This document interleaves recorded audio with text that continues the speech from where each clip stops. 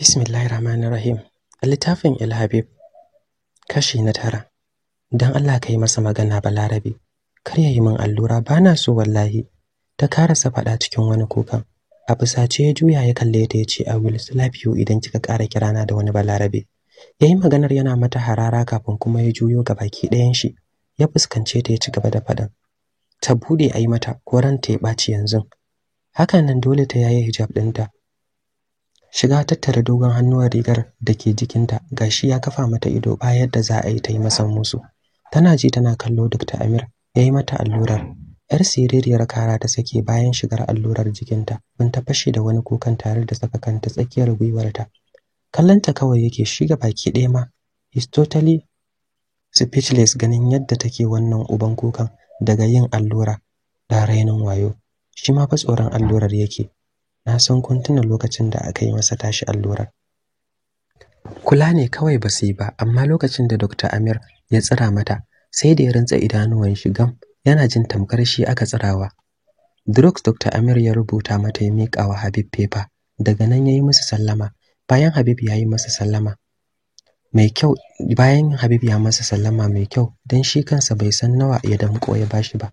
Aiko ya fita yana ta faman washe baki da faɗin gobe da safe zai dawo za a ƙara yi mata wata allurar. Hakan da ta ji ya sa ta ƙara sautin kukanta. A rayuwarta ta tsani allura.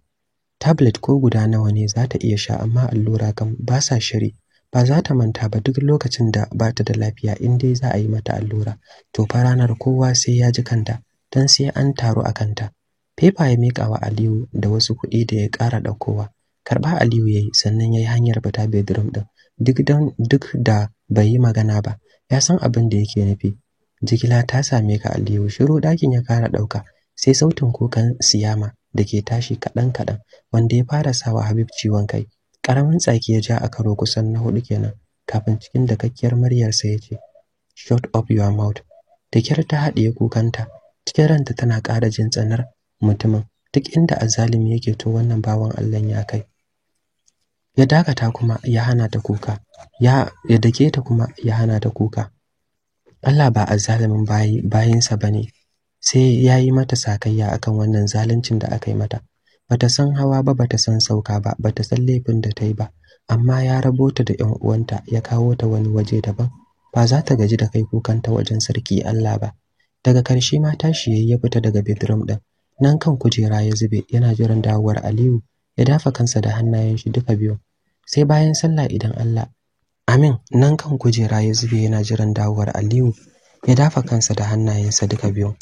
Allah sarki, yana nan zaune yana faman tufke da warwara a cikin zuciyarsa har zuwa lokacin da Aliyu ya dawo gidan, hannunsa rike da wata leda mai tambarin sunan wani pharmacy, wanda ledar kawai zaka kalla ya tabbatar maka da babban pharmacy ne. Saga drugs din nan an siyo. Ya ji maganar Aliyu cikin kansa wanda ya katse masa tunani da yake. Sai sake yake cikin ransa, tausayin yarinyar yana so ya rinjaye sa, sai dai ba zai bari ta faru ba za ta bar gidan nan ba har sai ta faɗa masa alakar shi da ita da ta sa wa rayuwar shi ido, kuma take zuwa masa cikin baccin sa. Kamar ba zai dago ba dan yafi mintuna 5 bai dago kai ya kalli Aliyun ba, wanda yake tsaye yana jiran umarnin ogan nashi. Tsaye ya miƙe, kidin motar shi kawai ya karba ya wuce yana faɗin, ka je ka bata ta sha. Okay sa, Aliyu ya ce yana nufar hanyar bedroom din. Ka tabbatar ta ci abinci before ta sha maganin. Habib ya faɗa yana ficewa daga falon, ya ja kofar. Shi ya so ya shiga ya bata maganin da kansa, amma sai ya ji ya kasa bashi da wannan ƙwarin gwiwa. Hakanan kukan ta ke masa ciwo cikin ran shi, kuma ya san tana can tana aikin yin shi. Don haka kawai ya zaɓi fita daga gidan gaba ɗaya. Ba ƙaramin fama Aliyu ya sha da Siyama ba kafin ya samu ta ci abincin ta sha maganin. Dan sai da ya ciro wayarsa ya ce zai kira Habib, dama ya ce idan ta yi masa gardama ya kira shi. Ta ɗan tsakura abincin tana kuka ta sha maganin ta koma ta kwanta tana sakin ajiyar zuciya irin wadda ta sha kuka ta koshi. Yaushe za ta yarda ya kira mata wannan mutumin? Bala'in tsoron shi take ji tun daga lokacin da ya sa aka ɗauko ta cire shi daga cikin jerin masu tausayi da imani. Shi ma Aliyun ajiyar zuciyan ya sake tare da girgiza kai, sannan ya fita daga bedroom ɗin ya ja kofar. Allah sarki, wannan kenan. 'Yan sanda sun fara bincike kan batan yarinyar da gidan marayu suka kai musu report, amma har lokacin ba su samu abin da suke so ba, sai dai sun tsananta bincike da fatan samun nasara.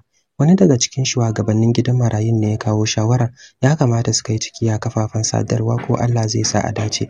Hakan kuwa aka yi, sun kai gidajen rediyo da talabijin, nan ma suka ba da hotunanta a gidajen talabijin ɗin da suka kai cikiyar. Duk yanda Mujahid ya rinka tambayar Habib ina ya je ya fita cikin gaggawa, haka ya ki kula shi, karshe ma zagi ya auna masa, ya ce ya kyale shi kar ya dame shi. Mujahid ya yi kwafa ya fita ya nufi kofar da karfi shi, ya rufe kofar da karfi shi ma yana zagin shi da kallo kawai ya bi shi. Tsaki ya ja yayi baya, yayi relaxing sosai kan kujerar, idanuwan shi a lumshe yana jujjuyawa. Gabaki ɗaya yana ranar bai hasala wani abin kirki ba, duk da yanda ya so yayi aiki kuwa. Kasa hakuri yayi sai da ya kira Aliyu, ya ji a jikin nata, ya tabbatar masa da ta ji sauki yanzu ma ya shiga ya duba ta. Sai a lokacin hankalinsa ya dan kwanta, ya samu nutsuwa. Haka yana ranar ya zo ya wuce, ba zai ce ga wani muhimmin aiki da yayi a office ba. A ranar da wuri ma ya bar kamfanin ya tafi gida ba tare da ya nemi Mujahid ba, duk da yana so su karkare aikin da suka fara ɗazu, saboda yana so yayi magana da waɗanda ya bawa kwangilar aikin ginin kamfanin da za a fara. Dole zai nemi Mujahid ɗin ko zuwa dare ne su karasa. Ya so biyawa ta Lamido ya ga halin da yarinyar take ciki, sai kuma ya fasa kai tsaye ya wuto gida.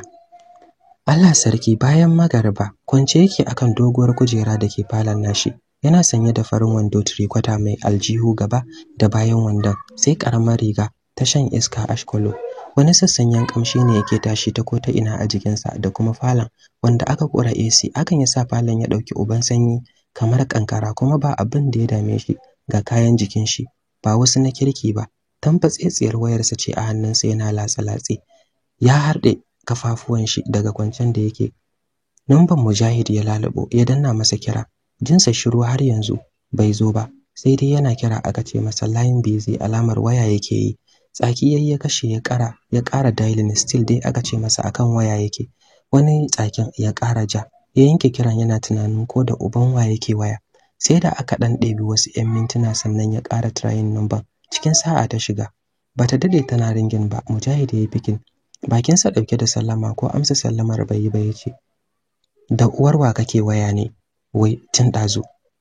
Ban gane ba, an faɗa maka kowa ma irin ka ne? Idan aka ji kana waya kan business ne, ba wata 'yar soyayya da nishadin nan irin na zamani da 'yan mata? An faɗa maka kowa ma bashi da aikin yi irin ka ne? Da Allah malam ka zo, ina jiran ka, kar ka bata min lokaci. Bai jira abin da Mujahid yake faɗa ba, yayi hanging up na wayan. Useless man kawai, wa zai bata lokacin shi wajen yin wata soyayya? Salon yara su raina ka.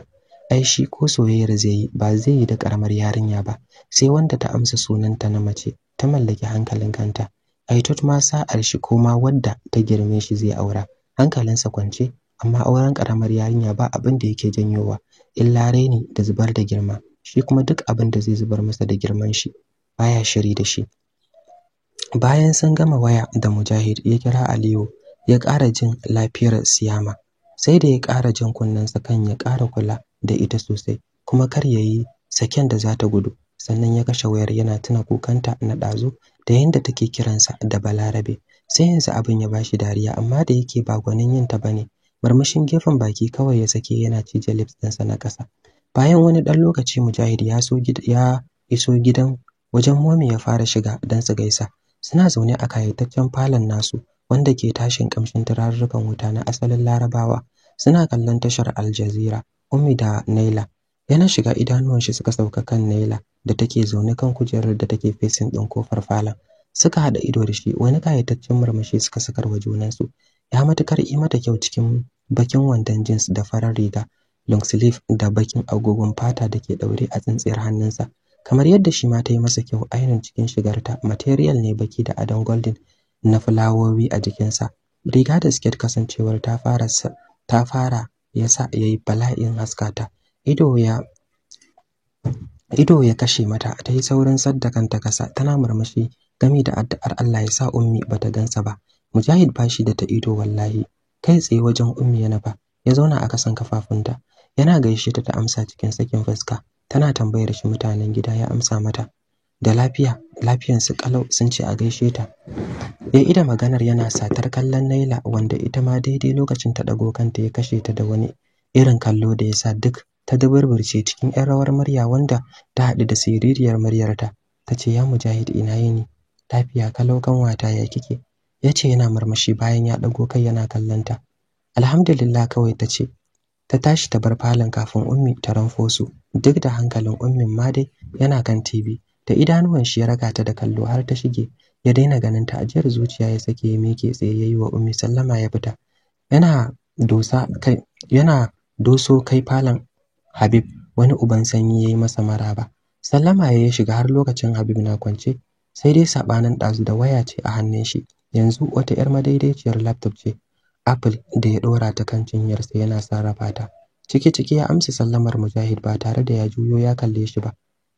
Jakar hannun shi ya ajiye wanda shi ma system ɗinsa take ciki. Ya ɗauki remote control na air condition ɗin, ya rage ta sosai, ya daidaita sanyin AC yadda bai yi yawa ba kuma bai yi kaɗan ba. Sai a lokacin Habib ya juyo ya kalle shi cikin haɗe rai ya ce, malam me haka wai? Kamar ya? Mujahid ya ce yana zama akan kujerar da ke fuskantar wanda Habib ɗin yake kwance. Zaune ya tashi yana ɓata rai ya ce, ya daga zuwanka zaka canza min tsarin yadda nake son ɗaki na ya kasance? Kowa ma mahaukaci ne irin ka? In banda hauka ta ya zaka rika bankawa kanka sanyi haka? Ko tsoron pneumonia baka yi saboda tsabar baka da hankali? Wautar dan fari na ɗawainiya da kai. Wata uwar harara Habib ya jefa wa Mujahid. Ya ce, bana son iskanci, ɗakin ka konawa. Ina da rai ɗin in yi duk abin da nake so a ciki, ba matsalar ka bace. Baki Mujahid ya taɓe, yana ɗage kafaɗa ya ce, to ka bari in bar ɗakin. Idan ma cikin kankara zaka shiga gashuwa, karewar sanyi, kana da damar yin haka. Amma yanzu kam sai dai ka yi hakuri. Kai Habib ya sake kaɗawa yana sakin kwafa. Ya daidaita zaman system ɗinsa ya ci gaba da dannawa ba tare da ya ƙara kallon sashin da Mujahid yake ba. Naga alamun baka lallaba lafiyarka ko? Ya ji Mujahid ya ƙara faɗa. Banza yayi masa, bai tanka shi ba. Baki Mujahid ya ƙara taɓewa, ya janyo jakar da ya zo da ita. Ya ciro tashi system ɗin, ya tashi ya koma kusa da Habib ɗin. Ya zauna ya ɗauki system ɗin da ke kan cinyar Habib. Ya ɗora ta kan wani center table na glass daga gefensa. Ya juyo yana faɗin, malam ka mai da hankalinka kan aikin da ya kawo ni in tafi. Tsabar jaraba irin taka daren ma ba za ka hakura ba. Kana min bakin cikin haihuwar da zan yi. Ka yi hakurin goben shine ba za ka iya ba. Habib yana jin Mujahid yana ta faman mita. Ƙala bai ce masa ba. Idan ya biye ta Mujahid sai sun zama kamar zararru. Shi yasa wani lokacin yake masa banza yayi ya gama. Dole sai ya mai da hankalinsa kan abin da za su yi din, tunda shi ya matsa wa Mujahid din. Sai ya zo gabaki ɗayan su suka mai da hankali. Mujahid ya ci gaba da nuna masa tataccen kamshi kawai ke tashi a wajen har zuwa lokacin da suka kammala suka tsaye da magana. Rufe system din Mujahid yayi bayan sun kammala, ya ajiye ta kusa da ta Habib. Zaman sa ya gyara, ya dauki remote din TV da tun dazu take yi a tashar Larabawa. Ana labarai, channel din ya shiga canzawa, yana faɗin mu dai ba larabcin nan muke yi ba, bari mu kai inda muka fi wayo. Habib da bayan gama tattaunawar tasu ya dauki waya, ya ci gaba da danne ya dago ya kalli Mujahid yana bata rai ya ce, wai me yake damun ka ne MJ? Akan me zaka canza min channel? To, kallon kake? Tunda na shigo ɗakin nan ban ga ka daga kai ka kalli TV nan ba. Dole sai na kalla zan ji abin da ake faɗa. Ba kunne ne yake ji ba? Habib ya faɗa yana antayawa Mujahid harara. Baki kawai Mujahid ya tabe ya ci gaba da neman channel ɗin da yake so. Kan NTA ya tsaya. Daidai lokacin da za su fara news, ya ajiye remote ɗin. Yana faɗin, yauwa bari mu ga abin da duniyar ke ciki. Tsaki kawai Habib ya mai da kansa kan wayar da ke hannunsa. Shi kuma Mujahid kacokam ya mai da hankali kan tebur. Bayan mai gabatarwa ya gabatar da kansa da kuma kanin labaran, sannan aka tsunduma cikin gundaren labaran. Labari na farko da mai labarin ya fara karantowa shine na batan Siyama. Bayan wasu 'yan maganganu da yayi, hoton Siyama ya mamaye fuskar talabijin din a matsayinta na wanda ake nema. Tana sanye da katon hijabi kamar yadda ya saba, mai hannu light blue. Fuskar ta dauke da gayataccen murmushi wanda har beauty point ɗinta sai da suka loba, wanda take da shi a gefen kumatunta na dama. Inna lillahi wa inna ilaihi raji'un, Mujahid ya faɗa cikin razana yana zaro ido.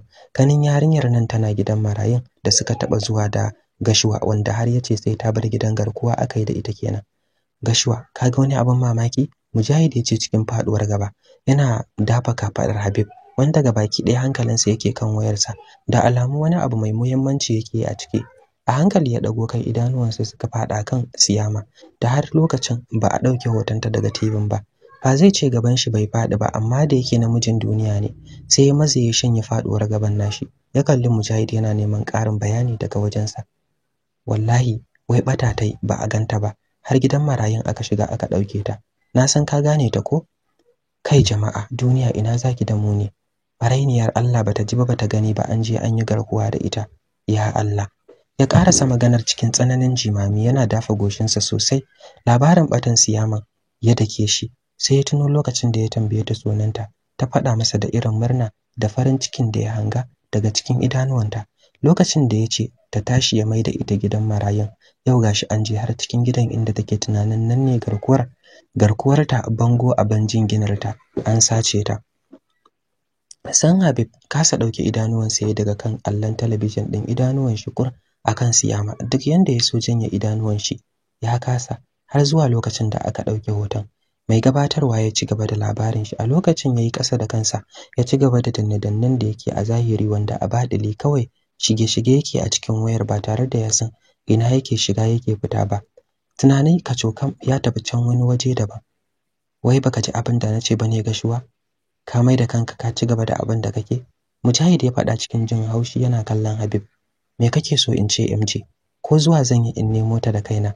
Baka ji na faɗa haka ba, amma dai at least ko addu'a ce kai ta Allah ya bayyana ta, tunda ba a san a wani irin hannu take ba. Anya kana da imani kuwa Gashuwa? Wani banzan kallo Habib ya jefi Mujahid din da shi, kafin ya ce, ina nake da shi? Ai imani sai Sheikh Mujahid, yayi maganar cike da gatse. Ai naga alama kam, in ba haka ba ai duk wani musulmi mai imani idan ya gani zai tausaya, har ma ya bi ta da addu'a. Tsaki kawai Habib ya ca, ya zame ya kwanta yana ci gaba da duba wayarsa. Allah ya shirye ka, ya canza maka halinka. Mujahid ya faɗa shi ma yana ɗauko wayarsa wanda ya ajiye kan center table. Tun bayan dawowar shi falon, ko kallon shi Habib bai yi ba, bare ya tanka masa. Yanar gizo Mujahid ya shiga, nan ya fara cin karo da hoton Siyama a Facebook da labaran batanta. Kai kawai ya girgiza cike da tausayin yarinyar, ko a wani irin hali take ciki yanzu. Allahu ya alamu, Allah dai ya tona asirin waɗanda suka ɗauke ta. Allah ya bayyana ki cikin ƙoshin lafiya Siyama, ya faɗa a fili cikin alheri. Baki Habib ya taɓe cikin ransa, yana mamakin irin yadda ya ga Mujahid ya nuna zallar damuwarsa kan batan yarinyar da sai yanzu ma yake jin sunanta. Ɗaya wayar tashi wanda ke ajiye a gefensa ta fara ba da sautin kiɗa mai daɗi, kamar ba zai ɗauka ba, sai kuma ya kai hannu ya ɗauka. Ya duba mai kiran, ya ga Aliyu ne. Ba tare da shayin komai ba ya fikin, ya ƙara a kunnensa cikin muryar nan tashi mai cike da amo da sautin mai daɗin saurara ya ce, ya aka yi? San bai saurari gaisuwar da Aliyu ke yi masa ba. Daga ɓangaren Aliyu ya ce, yalla bai, yarinyar nan fa ta ki cin abinci. Na kaɗa na raya amma ta ki kula ni, kuma dole sai ta ci abincin sannan ta sha maganin. Ko ɗazu da rana ma kaɗan ta ya fita, ta ce ta ƙoshi, sai aikin kuka da take yi tun ɗazu. Ƙaramar ajiyar zuciya Habib ya sake, yana ɗan dafa goshinsa da sakin numfashi, kamar ba zai ce komai ba, sai kuma ya ce, ba ta wayar. Aliyu da ke tsaye akan Siyama da take ta kuka tun ɗazu, ya miƙa wa wayar yana faɗin, za ku yi magana da yallaɓai. Gaba ɗaya jikinta rawa ya ɗauka saboda tsoro. Ita san ba ta yi tunanin kiransa zai yi ba, sai da ta ji ya fara magana da shi. Wallahi mugun tsoron mutumin nan take ji. Hannu na rawa ta karɓi wayar ta kai kunnanta, sai dai ta kasa magana. Sai shekar kuka da take kasa-kasa wanda ya sa Habib limshe idanuwan shi, ya ƙara gyara kwanciyar shi, kafin cikin cunkushasshiyar murya ya ƙara haɗe rai sosai, kamar yana gabanta ya ce, ke kin raina mutane ko? Girgiza kai kawai ta yi kamar yana kallanta, tana share hawayen idanuwanta da ɗayan hannun. Aliyu da yana tsaye yana kallanta. Ki kama abinci ki ci kafin ranki ya ɓaci. Duk ranar da kika bari ya ƙara yi min complain akan rashin cin abincinki, sai ranki ya ɓaci. Bana son gardama kike yi. Ba kya ji ne? Yayi maganar a fusace cikin ɗan ɗaga muryar, jin ta yi masa shiru. Ya tsani yayi magana a yi biris da shi, har sai da Mujahid ya bar danna wayar da yake, ya kalle shi cikin dasasshiyar murya. Ta amsa masa da to. Wata tsanar shi na ƙara samun gurbin zama a cikin zuciyarta. Karamin tsaki ya ja ya kashe wayar ba tare da sun ƙara yin magana da Aliyu ba. Wayar ma gabaki ɗaya sai ya kashe ta ya cilla ta gefensa. Yana ɗagowa suka haɗa ido da Mujahid, wanda yake bin shi da wani irin kallon tuhuma. Fasarwa yayi ya ɗauke kansa gefe. Mujahid kasa shiru yayi ya ce, Gashuwa da wa kake waya haka? Allah sarki, wannan kenan. Duka anan zan dagata, sai mun haɗe da ku a karshe na gaba domin jin ci gaban labarin. Mu huta lafiya. Bismillahirrahmanirrahim. Littafin El Habib kashi na 9. Dan Allah kai masa magana Balarabe. Kar yayi min allura, bana so wallahi. Ta karasa faɗa cikin wani kukan. A fusace ya juya ya kalle ta yace, I will slap you idan kika ƙara kirana da wani Balarabe. Yayi maganar yana mata harara kafin kuma ya juyo ga baki ɗayan shi. Ya fuskance ta ya ci gaba da faɗin. Ta bude ayi mata ko ranta ya ɓaci yanzu. Hakan nan dole ta yaye hijab ɗinta. Shiga tattara dogon hannuwar rigar da ke jikinta, gashi ya kafa mata ido ba yadda za a yi ta yi masa musu. Tana ji tana kallo Dr. Amir ya yi mata allurar. Yar siririyar kara ta sake bayan shigar allurar jikinta, bin ta fashe da wani kukan tare da saka kanta tsakiyar gwiwarta. Kallanta kawai yake shiga baki ɗaya ma. Is totally speechless ganin yadda take wannan uban kukan daga yin allura da rainin wayo. Shi ma fa tsoron allurar yake. Na san kun tuna lokacin da aka yi masa tashi allurar. Kula ne kawai ba su yi ba, amma lokacin da Dr. Amir ya tsira mata, sai da ya rantsa idanuwan shi gam, yana jin tamkar shi aka tsirawa. Drugs Dr. Amir ya rubuta mata ya miƙa wa Habib paper, daga nan ya yi musu sallama. Bayan Habib ya masa sallama mai kyau, dan shi kansa bai san nawa ya damƙo ya bashi ba. Aiko ya fita yana ta faman washe baki da faɗin gobe da safe zai dawo za a ƙara yi mata wata allurar. Hakan da ta ji ya sa ta ƙara sautin kukanta. A rayuwarta ta tsani allura. Tablet ko guda nawa ne za ta iya sha, amma allura kan ba sa shiri. Ba za ta manta ba duk lokacin da ba ta da lafiya in dai za a yi mata allura. To fa ranar kowa sai ya ji kanta, dan sai an taru a kanta. Fefa ya miƙa wa Aliyu da wasu kuɗi da ya ƙara ɗaukowa. Karɓa Aliyu ya yi, sannan ya yi hanyar fita bedroom ɗin. Duk da bai yi magana ba, ya san abin da yake nufi. Jigila ta same ka Aliyu. Shiru ɗakin ya ƙara ɗauka, sai sautin kukan Siyama da ke tashi kaɗan-kaɗan, wanda ya fara sawa Habib ciwon kai. Ƙaramin tsaki ya ja a karo kusan na 4 kenan, kafin cikin dakakkiyar muryarsa ya ce, Shut up your mouth. Da kyar ta haɗiye kukanta, cikin ranta tana ƙara jin tsanar mutumin. Duk inda azzalimi yake to wannan bawan Allah ya kai. Ya dakata kuma ya hana ta kuka. Ya dake ta kuma.